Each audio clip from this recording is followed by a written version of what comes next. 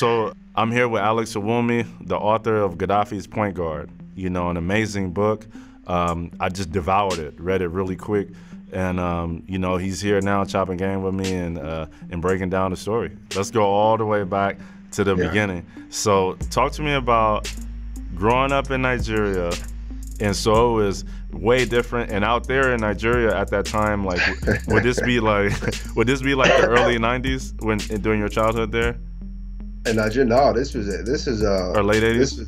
This is late 80s, bro. Okay, so late 80s Nigerian street ball, which there wasn't like public, just a bunch of nice public courts or YMCAs and all that kind of stuff. So you and your brothers made your own hoop out of milk crates and everything with no backboard.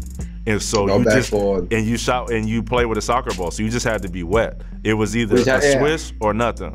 You know, we took the milk crate and we nailed it to the light post. You know, the wooden light post. And we just shot. That's how we shot. And at the time it was 4 of my brothers. It was 4 of us. We played 2-on-2. At the time, I'm a little scrawny. I'm weak, and I'm just getting destroyed, man. Like, you know what I mean? Like, physical battles. We are scratching. We are knocking each other down. And at the time, we didn't have there was no basketball shoes. We played in we played in the sandals. You know, the famous Nigerian sandals. Yep. Like, you know what I mean? The rubber sandals. Yeah, the rubber joints. So that's what we played in. I mean, I still got scars on my legs to this day from that. And, you know, it was 4 boys, 4 grown Nigerian boys with a lot of aggression. And our parents just let us beat each other up, man. And so you were the youngest of the 4 boys, right? I was the baby. I mean, and so you getting tore up by your older, big, strong brothers. It was crazy. So when your dad would go on his trips, he would bring back VHS tapes of NBA basketball. Is that what inspired you guys? Yeah, that's what inspired us. And at the time, Hakeem Olajuwon was very popular. He also brought back a VHS of Five Slammer Jammer. And this guy number 34 happened to be Nigerian, like this big Nigerian kid, you know what I mean? 7-footer with the jerry curl, you know what I mean? So I think the whole city or whole country was kind of taking a liking to that because he also transcended the sport, if you think about it, which plays a huge part in Nigerian basketball to this day.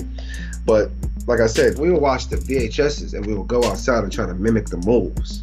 And you can imagine trying to go between legs or like trying to spin like Earl the Pert Monroe on like gravel, and the ball's just like bouncing the opposite way. Because because with those kind of flimsy sandals, you're basically barefoot. You're barefoot. Yeah. So you're basically barefoot. You're playing on gravel with a soccer ball. You have no backboard, and you're the youngest of a family of 4. And I mean, you tell me, were they taking it easy or feeling sorry for you at all? You know, you couldn't go like 5 minutes without somebody hitting me in the back of the head, like for no reason. Like, you know what I mean? Like, just picking on me just tripping me for no reason, just to like get me out of my comfort zone or just to get a reaction out of me. You know, my brothers ultimately shaped the person who I am, my toughness. And for those battles, man, you know, nowadays I play pickup sometimes when I go home in the summertime in the off season, and like I don't even call fouls, man, because like I know what real beatings feel like. So when somebody makes a move, they call a foul, like I'm like, man, what? Like, you know what I mean? Get that soft mess out of here. Like, it was just rough. It was like prison style basketball, basically. Was what it was. So when you were, I believe, 9. Is that when you moved out of Nigeria?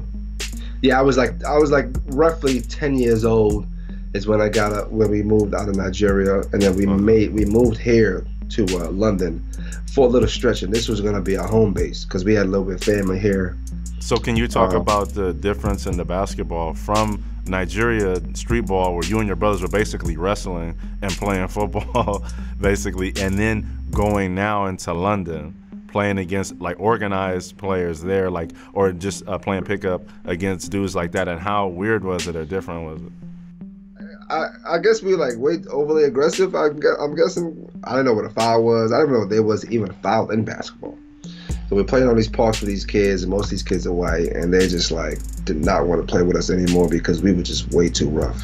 Like way too rough. I remember parents telling my parents, like, listen, I don't want my kids around your kids anymore. Like, I come home and Jimmy he got blood rolled on his elbow. Another kid got a black eye. And they actually think that we're beating them up, but it's just basketball. So we didn't really it was like, man, you know, we were just too aggressive, man. But besides the aggression, I think you were. I remember in the book you were saying that I think you guys would keep raising up how high the basket was, because I don't think you guys understood that in the NBA it was a standard 10-foot hoop. So whenever your oldest brother, I think, once he could dunk on it, then y'all would just keep raising it up. So did you end up playing on 11 or 12 feet at some point in Nigeria? Yeah, sometimes you think about it now. My brother Jonathan, who was 2 years older than me, probably the greatest athlete I've ever seen in my life that I know in person. When he started dunking it, we knew to move it up, and he could actually dunk a 12-foot hoop. Ugh. Like literally, that's how much of an athlete. He runs a 4.3. Like, he's just that type of athlete, 6'3". So then once you get to London and it's a standard 10-foot hoop, I mean, what is he doing to people at that point? He's just destroying the rims. But the trouble with that, the problem we have is we were shooting the ball over the rim. And now you had a backboard, so is it just slamming the glass and you go roll it back? Boom! It's just boom! So I was like, damn. Now because we didn't have no touch. Because we was like, damn, now it's the backboard, we got to work on touch. So everything was to the basket. To the basket. But we didn't know the rules. We were out there traveling. We didn't know. Double dribble, two-hand double dribbling. All we knew was that dribble, and score. So your brother might catch it and be dribbling it with two hands, travel, and then dunk on somebody hard. And that gallop, that 2-foot gallop where you got dunk on that joint like that. And it was crazy. And we really didn't learn the rules until we got to America, because we were in London for more than 3 months. When we got to America, it was we had to learn the rules. You only get 2 steps. You can't dribble the ball with 2 hands, things like that.